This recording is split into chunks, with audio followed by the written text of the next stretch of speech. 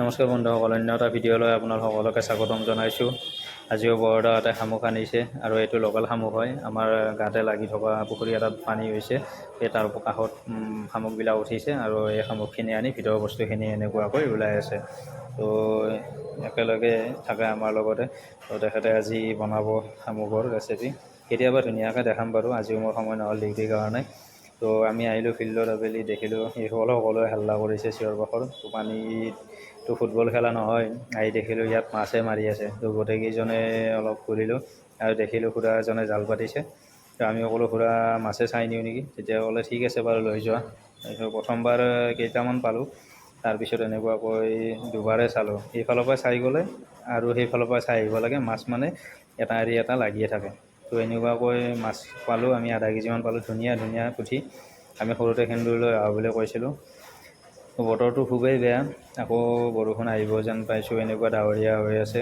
তো পানীখিনি কমিলে হয়, যি নহওক এদিন দুদিনৰ গৰম হ'লেও সহ্য কৰিব পাৰি, কিন্তু পানী হ'লে সকলোৰে অসুবিধা। আৰু বিশেষকৈ ঘৰত উঠা মানুহখিনিৰ সকলোৱে বেয়া লাগে, বহুত বস্তু অনিষ্ট কৰি যায় সেইটো কাৰণতে। তো মাছখিনি আনি এনেকৈ ধুই মেলি তাক ৰেডি কৰিলোঁ ফ্ৰাই কৰিবৰ কাৰণে। সুন্দৰ মাছ, বাঢ়নী পানীৰ মাছ, তো খুবেই ভাল লাগে।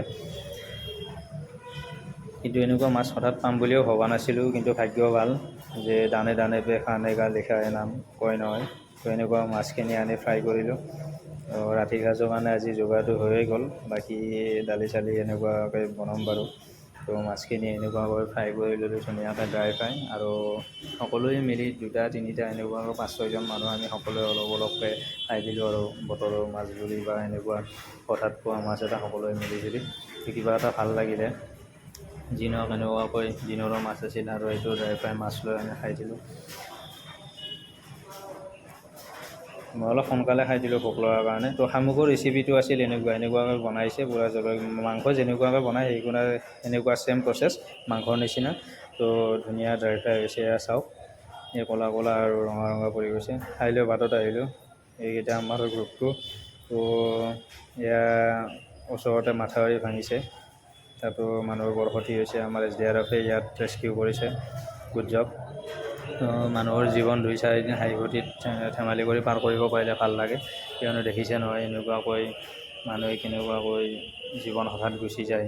সেয়া দেখিছে কিমান ক্ষতিগ্ৰস্ত হৈছে বৰষুণৰ কাৰণে। ক'ৰবাত ৰাস্তা ছিঙিছে, ক'ৰবাত মাথাউৰি, ক'ৰবাত দলং উটুৱাই লৈ গৈছে, কমিউনিকেশ্যন ব্ৰেক হৈ গৈছে। তো 2-এটা ভিডিঅ' ক্লিপ মোৰ বন্ধুৰ পৰা সংগ্ৰহ কৰিছোঁ, বেলেগ বেলেগ জেগাৰ পৰা। তো থেংক